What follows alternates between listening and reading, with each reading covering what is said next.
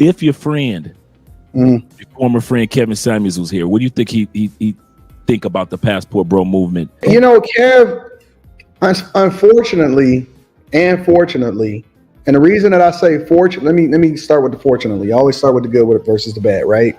The good is Kev's legacy is always going to forever live, and he always going to live rent-free in these people's heads, whether they give him the credit that he deserves or not.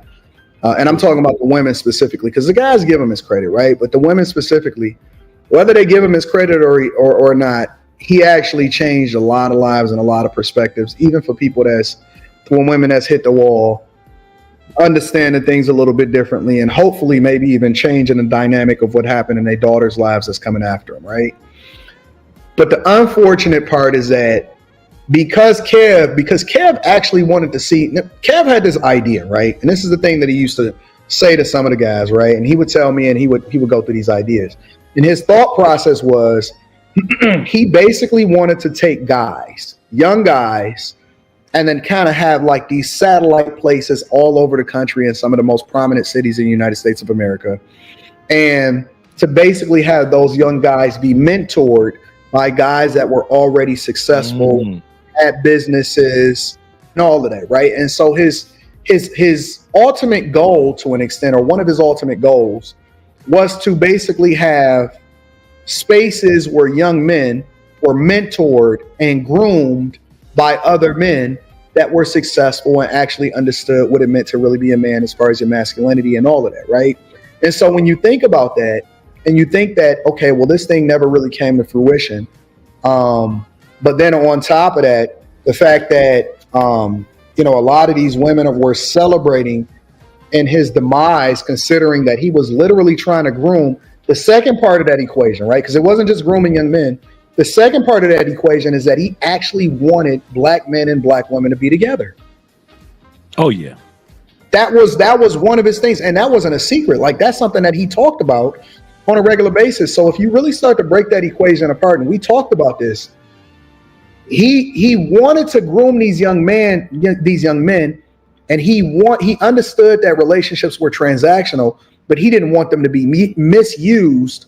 And that's why it was important for them to be groomed under men and not just people that were successful, because men need other men, right? Young men need other men in order to truly understand what it takes in order to be successful and hold on to a level of your masculinity, because you do not have to simp out just because you are successful, or just because you're a man, or just because you marry, right?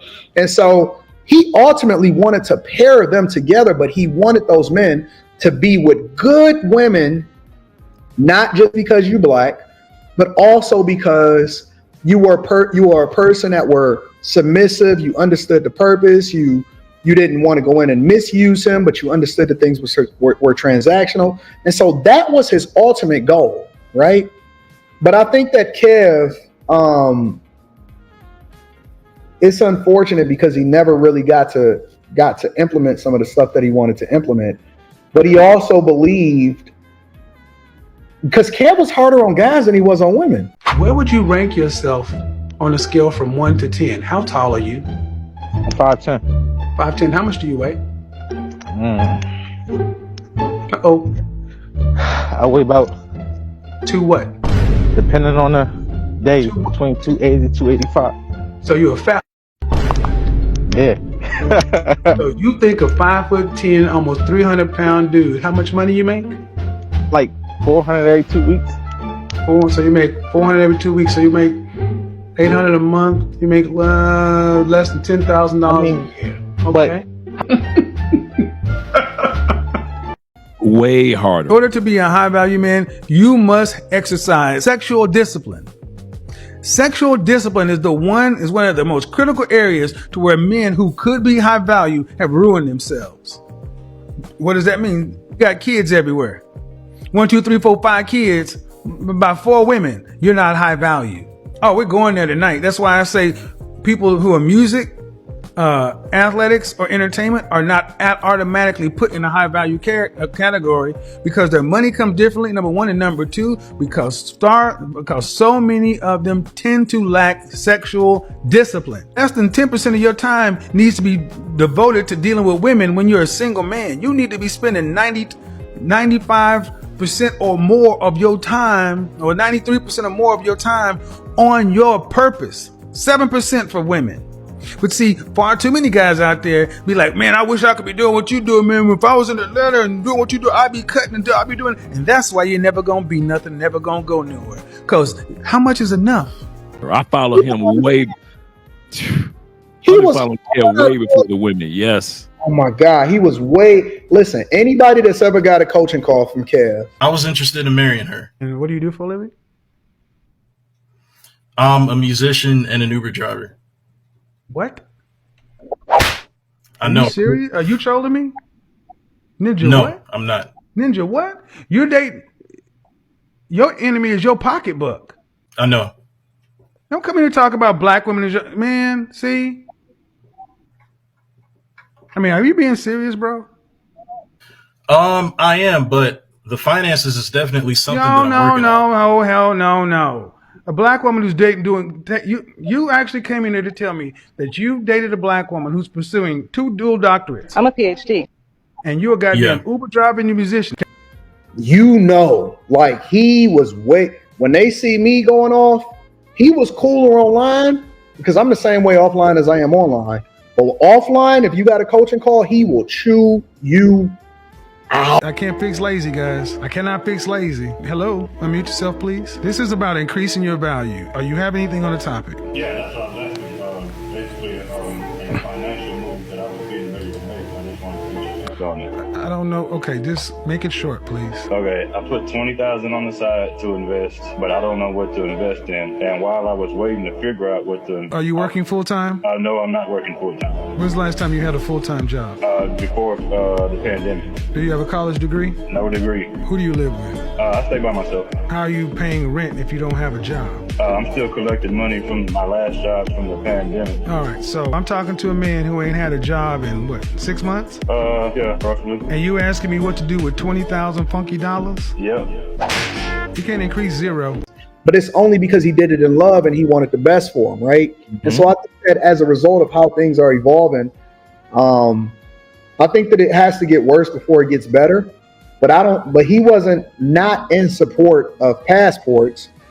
He was also in support of understanding culture and how it affected us and why we needed to change the things that we celebrate the most, especially when it comes to relationships, which is absolutely trash. But yeah, man, Kev was a really good guy.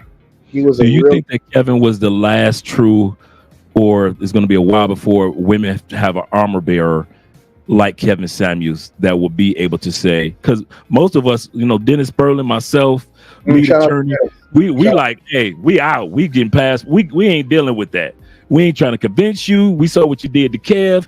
Do you think that it's going to be a long time before armor bearer for women is going to come along the way Kevin was? Because Kevin was there for the development of men and manhood, but as a protector of the growth of a lot of women and letting these women know you have the tools, you just going about it the wrong way, to where the rest of us are like, I ain't about to touch it. You know. Yeah. So do you think there's going to be a while before another armor bearer, not another Kevin, because it's not going to be another Kevin, but another I was just about to say that. I don't think that, you know, I seen a lot of streams when he passed away where people was like, who's going to be the next Kevin Samuels or whatever, so on and so forth.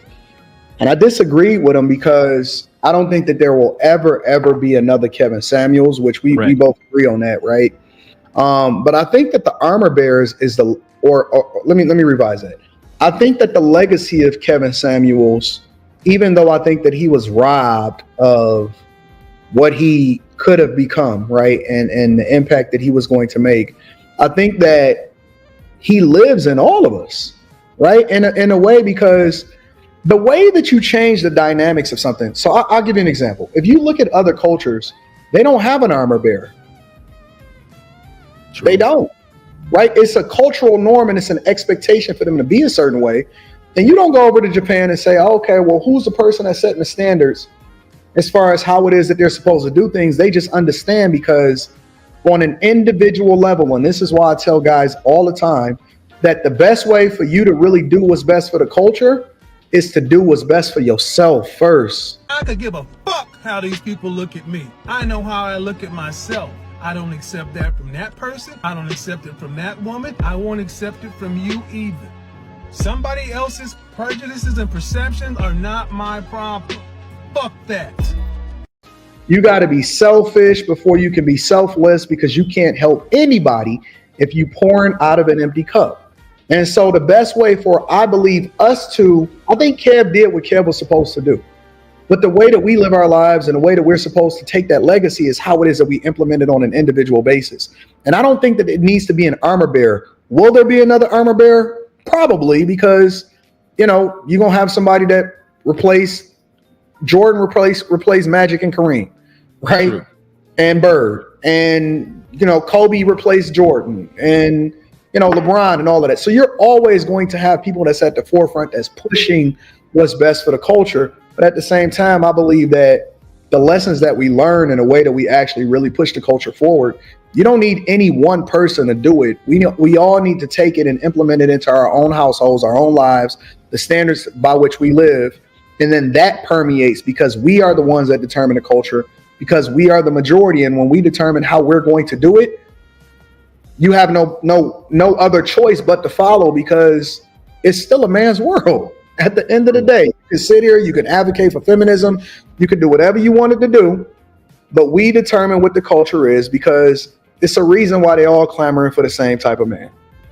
So true. I think that there will be, at some point, by the time I get off the internet, who knows? I don't know. But at the same time, I also believe that we don't necessarily need a standard bearer. It's nice. We don't need it in order to make sure that we're doing the thing that's best for us. And guys is waking up anyway. They already catching it. They already realizing it, and they not waiting for nobody to give them no instruction before they realize that we need to do things differently. We already got that. We got the assignment. Now we just need to hold each other accountable and make sure that we stay on task, because, you know, the weakest one in the link is the one that actually drown us all. So I think that we got what we need. We ready. We gonna get it. And the fact that we need to stand in that masculinity and hold each other down and support each other. I'm unemployed. Just started business, and the only one I got behind me is my girlfriend. And I don't want to like. Hold on. You invested all your money into starting this business? Basically, yeah. I used to be a. And you're unemployed? And you're unemployed? Yes, sir. I kind of sacrifice everything to get one. Hold on. Okay, my bad. How long have you been doing this business? I just started. And what does that mean? What does that mean? 3 months. 3 months. And you've been unemployed for how long? Ooh, close to almost a year. It's been kind of hard to get everything together. What city do you live in? I moved from Birmingham, Alabama to Houston, Texas. Sir, this is unacceptable. Yeah, I know. I hope you didn't come here looking for sympathy. Oh, no. Do you have both your limbs? Yes, sir. Then why don't you have a job? Because so long story short, I used to be no long story. Dude, you're 29 years old saying I'm a freight broker and I've invested. No, 27. Yeah. 27, whatever. You've used words like invest in business. You're unemployed living off your girlfriend. Now, I use stock options, but I made good money off stock options, but at the same time, I lost a lot of money because I get a little greedy from here and there, but it kind of helped out too. So it's kind of been like from stock options from there and some money too. How much are you earning a month? Ooh, shit. About under 1,000. Depending on how. Then don't tell me damn thing about stock options. Negro, you need a job. Yes, sir. Get off YouTube, get off Instagram, get off TikTok, get off your ass and go to work. Yes, sir.